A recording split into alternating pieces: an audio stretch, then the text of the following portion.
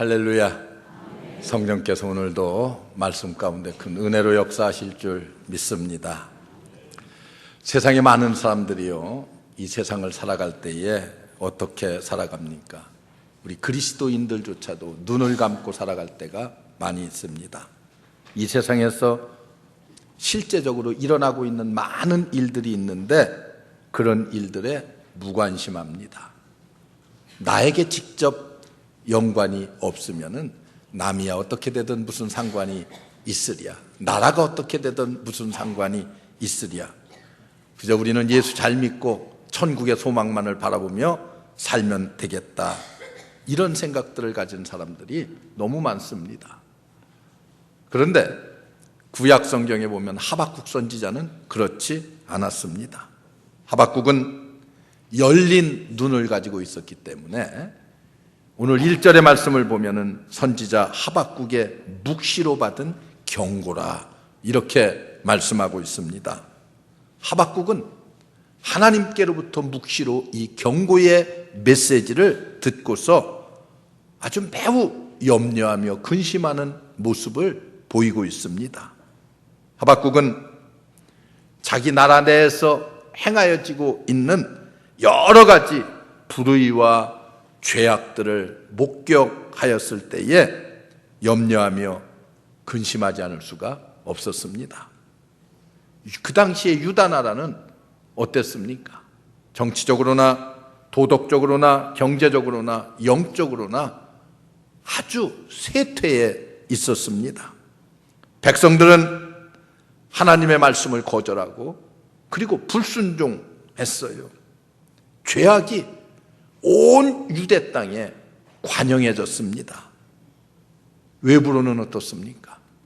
외적으로는요, 바벨론 제국이, 강대한 나라 바벨론 제국이 어떻게든 호시탐탐 유다를 침범하기 위해서 쳐들어올 모든 만반의 준비를 다 갖추고 있었습니다.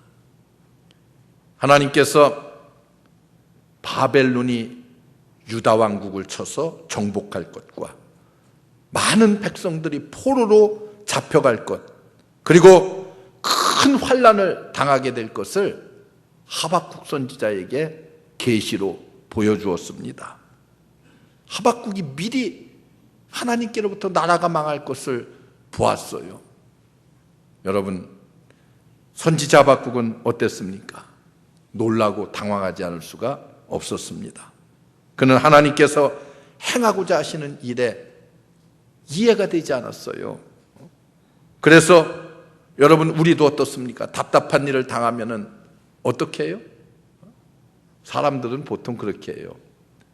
그냥 자기가 이 일을 어떻게 해결할 것인가 여러 가지 방편을 생각해요. 사람들도 만나보고 뭐 어떻게 하면 이 일을 처리할 것인가 이리저리 뛰어다녀보고, 그러다가 이제 모든 것이 다 막히고 어떻게 할 길이 없다고 생각할 그때에서야 하나님 앞에 와서 엎드립니다. 그런데 하박국 선지자는 그러지 않았어요. 그는 이 엄청난 문제를 눈앞에 놓고서 그 일을 해결하기 위해서 누구도 찾아가지 않았어요. 누구에게도 조언을 구하지 않았습니다. 하박국은 어떻게 합니까? 하나님께 나아가서 이렇게 말씀드립니다. 먼저 자신의 문제를 고합니다. 하나님, 저에게 문제가 있습니다. 실제로 하박국은 그러한 문제들을 놓고 하나님께 몇 가지 송사를 하면서 부르짖는 내용이 오늘 읽은 앞부분의 내용입니다. 첫째는 이렇게 송사해요. 하나님께서 이 세상에 대하여서 언제까지 도대체 무관심하시겠습니까?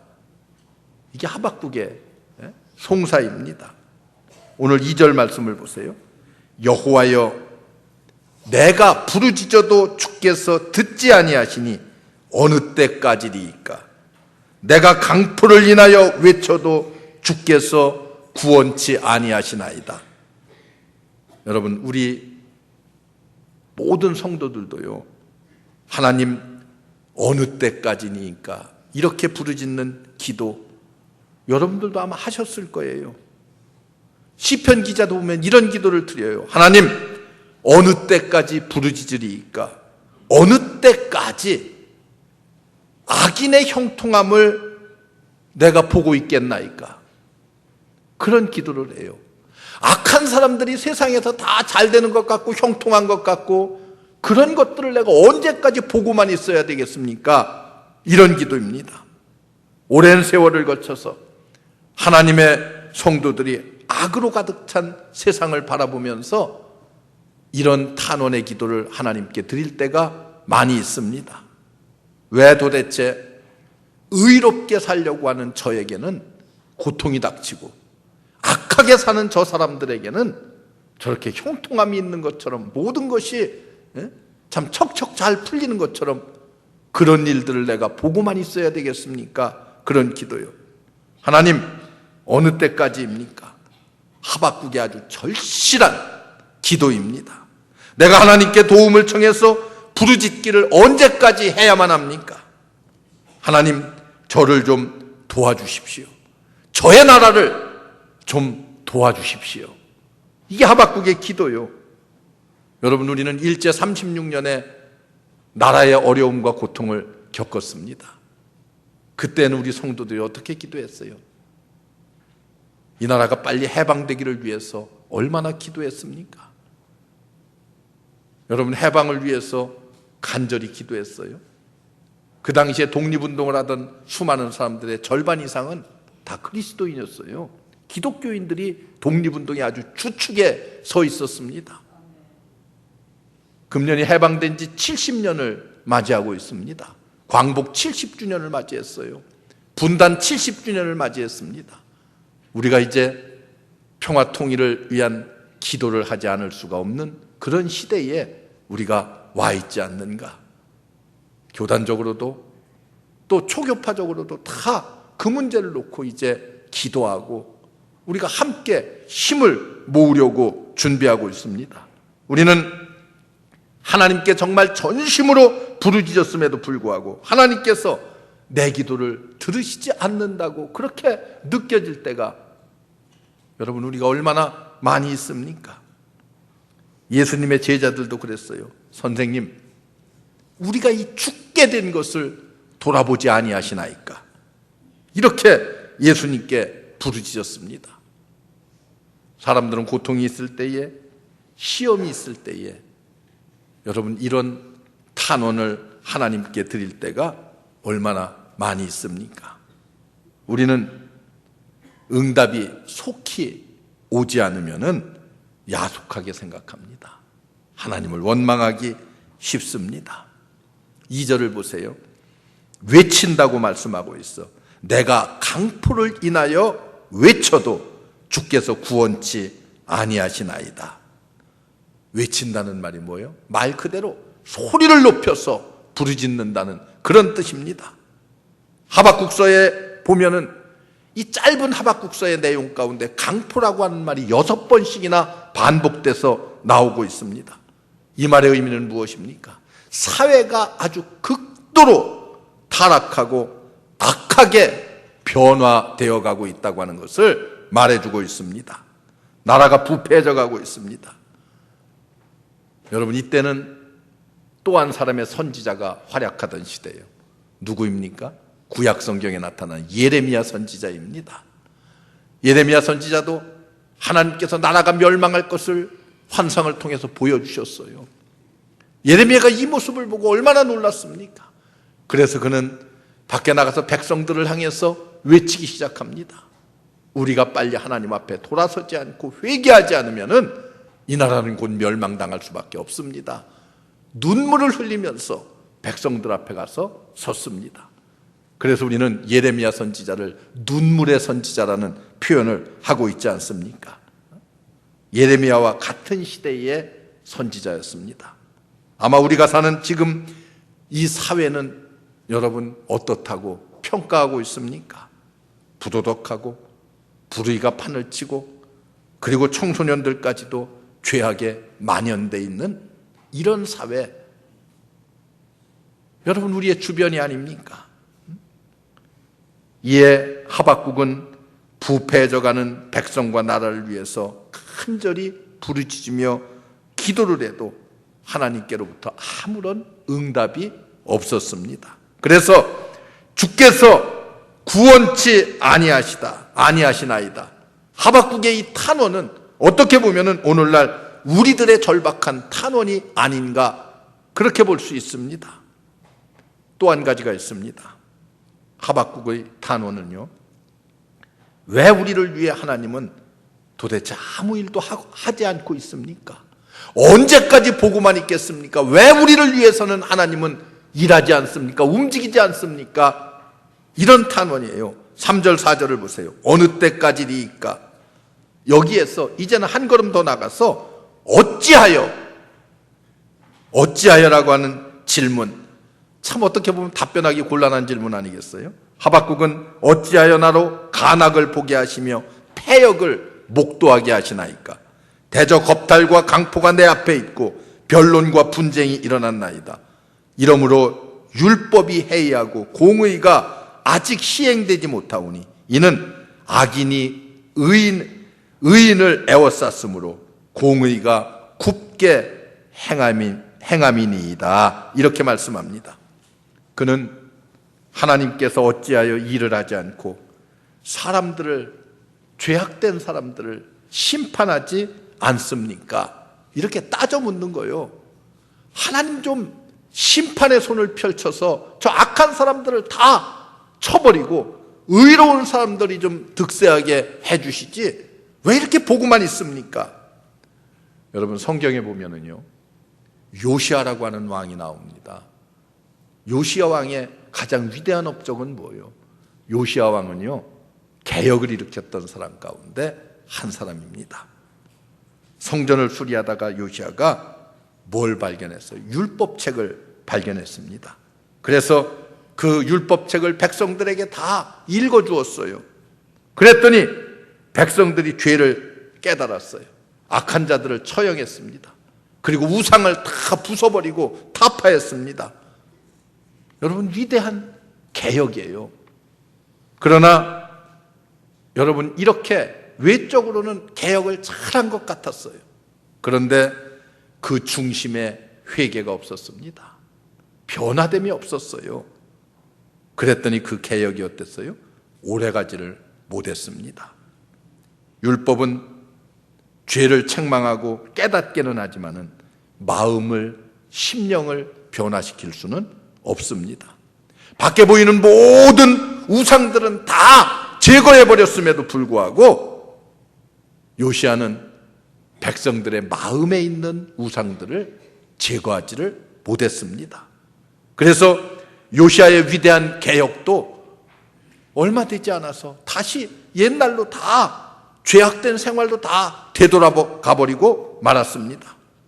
오늘 본문에 보면은 이 죄악된 세상의 일면을 잘 보여주는 몇 개의 단어들이 나오고 있어요. 거기 보면 강포라고 하는 말이 나와요. 누군가 나를 해칠 것 같은 사회적인 불안과 공포라는 그런 뜻입니다. 여러분 어떻습니까? 여러분들의 자녀들 마음 놓고 하루 종일 학교에 보내고 밖에 나가서 놀다 오라고 그렇게 할 수 있어요? 이 사회가? 불안하지요. 불안해. 우리의 자녀들이 밖에 나가면 누구를 만날 것이고 어떤 사람들에게 해를 받을 것인가 불안하고 염려하고 걱정합니다. 사회가 불안한 거예요. 집을 비우면은 행여라도 도둑이 들지는 않을까 불안합니다. 간악이라는 말이 나와요. 간악. 이거 허황된 것이라는 뜻이요. 악인이 형통함을 누리는 것처럼 보이는 거예요. 악한 사람들이 득세하는 것. 야, 악한 사람들은 왜 저렇게 잘 되는 것 같아? 의롭게 사는 사람들만 바보 같아? 그런 생각이 드는 거예요. 이게 간악입니다. 그 다음에 패역이라는 말이 나와요. 이건 재난이라는 말이에요. 착취를 당한다는 그런 뜻입니다. 부패한 자가 어떠래요? 부한 자가 가난한 자를 착취하고요. 권력 있고 힘 있는 자가 없는 자들을 착취한다는 그런 뜻이에요. 사회가 그렇게 변해간다는 거예요. 겁탈이라는 말이 나와요. 파괴라는 뜻입니다. 가정이 파괴되고 나라가 파괴되고 그래서 나라의 근간이 기초가 흔들리는 그런 때가 왔다는 말씀입니다. 변론, 이건 분쟁이라고 하는 것이 더 적절한 말입니다. 분쟁. 나라는 정치적인 이슈를 놓고 서로 분쟁하고요. 그리고 민족끼리 서로 분쟁하고. 아마도 우리나라 같이 절실한 나라는 없을 거예요. 남과 북이 서로 분쟁하고 정치가들이 아주 극에서 극을 달리면서 분쟁하고, 세상 어느 곳도 분쟁과 변론이 없는 곳은 없습니다. 그러나 우리나라는 이것이 좀 더 다른 나라보다 심한 것 같아요. 그 다음에는 불의요. 불의. 마비되었다는 뜻이에요. 여기서 의미는요. 더 이상 무엇을 할 수가 없어요. 모든 것이 다 마비되어서 더 이상 무엇을 할 수 없다는 그런 뜻입니다. 법이 마비되고 공의가 굽게 행하여지고 왜곡된 그런 상태를 의미하고 있습니다. 하박국은 이런 악한 세상에 대해서 하나님 왜 무관심하십니까? 내가 어느 때까지 하나님 앞에 기도하며 부르짖어야 되겠습니까? 하나님, 당신은 어째서 아무 일도 행하고 있지 않습니까? 왜 내게 이런 악한 세상, 그리고 하나님의 심판을 통해서 바벨론을 통해서 멸망되어져 가는 이런 세상을 눈으로 보고만 있어야 됩니까? 아무런 조치를 왜 하지 않습니까? 하늘에서 불을 내려서라도 악한 자들을 다 제거하고 불사르지 않습니까? 여러분, 그러나 우리가 알아야 될 것이 있습니다. 이런 것들로는 아무런 변화도 줄 수가 없습니다. 정권이 바뀌면은 여러분 뭔가 새로워지리라고 기대하십니까? 별로 새로워지는 게 없습니다. 그 나물에 그 떡입니다. 여러분, 그것을 가지고는 변화를 기대할 수가 없습니다. 책임자가 바뀐다고 해서 뭐가 문제가 해결될 것이 있습니까? 해결의 가장 근본은 무엇입니까? 하나님의 복음을 통해서, 하나님의 은혜를 통해서 백성들의 마음이 변화되기 전에는 이 땅에는 변화되는 것이 아무것도 없습니다. 여러분, 그러나 때로 하나님께서는 가장 합당한 것으로 우리에게 예비하고 준비하고 계시다는 사실을 알아야 돼요. 하박국의 탄원 내용, 어떻게 보면은 오늘날 우리들의 입을 통해서도 들려지는 탄원이 아닐 수 없습니다. 우리의 입을 통해서도, 우리의 기도를 통해서도 우리가 이런 탄원 하잖아요. 어느 때까지입니까? 언제까지 보고만 있겠습니까? 어째서 이대로 그냥 보고만 계십니까? 목회를 하다 보면 가끔 어떤 사람들이 제게 찾아와서 그런 말을 합니다. 하나님께서 저를 저버리신 것 같습니다. 하나님은 과연 살아계십니까? 하나님은 저를 사랑하지 않는 것 같습니다. 살아계시다면 어찌 이런 일이 있을 수가 있겠습니까? 때로는 정말 죽어가는 병상에서 하나님께서 더 이상 나를 돌아보지 않는 것 같습니다. 때로는 사업이 실패해서 처절한 빚더미 속에 앉아서 이런 말을 하는 사람들이 있습니다. 제가 가끔 권면을 하지요. 모든 염려는 하나님께 맡기고 우리 함께 기도합시다. 이렇게 하면은 뭐라고 말합니까? 그 말씀은 제가 알고는 있지만은, 그러나 제 마음속에는 그것이 믿어지지 않습니다. 이렇게 대답해요. 믿어지지 않지요. 지금 당한 현실을 보면 믿어지지 않아요. 하나님은 때로 무관심해 보입니다. 하나님은 때로 아무런 일도 안 하시는 것처럼 보일 때가 있습니다. 하나님은 왜 아무 일도 하지 않습니까? 하나님은 왜 내 질병을 고쳐주지 않습니까? 하나님은 왜 내 자녀들을 구원하지 않습니까? 하나님은 왜 내 질병 고쳐주지 않고 이 사회를 그냥 이대로 썩어져 가는 것을 보고만 있습니까? 여러분, 하박국서의 결론을 미리 말씀드린다고 하면은 하박국서 2장의 결론이 나와 있습니다. 여러분, 하박국서의 핵심되는 사상은 2장 4절에 있는 말씀입니다.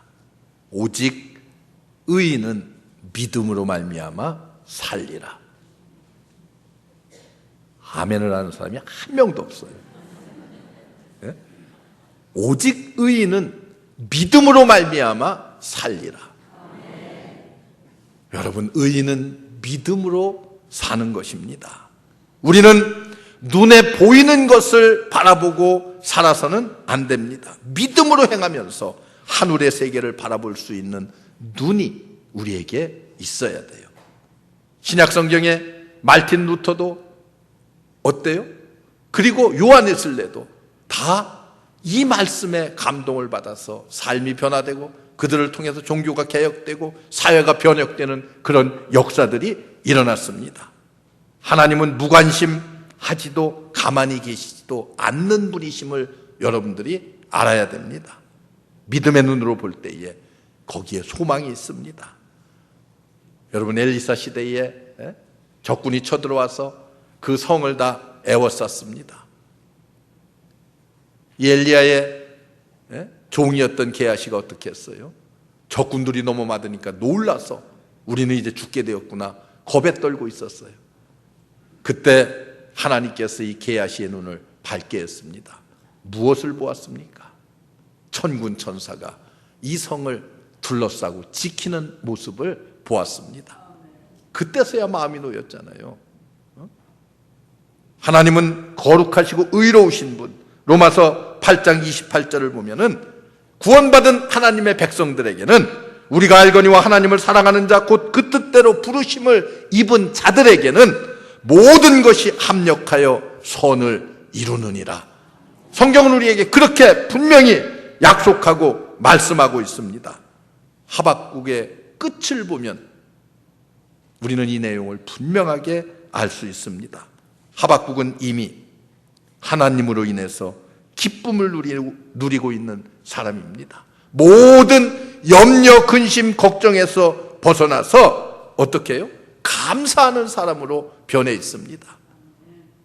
제가 다음 주일날은 이제 하박국서 3장에 있는 말씀으로 여러분들과 함께 은혜를 나누고자 하는데, 가진 것이 아무것도 없고 모든 소망이 다 끊긴 것 같아도 하나님을 인해서, 구원의 하나님을 위해서 기뻐하고 감사하노라.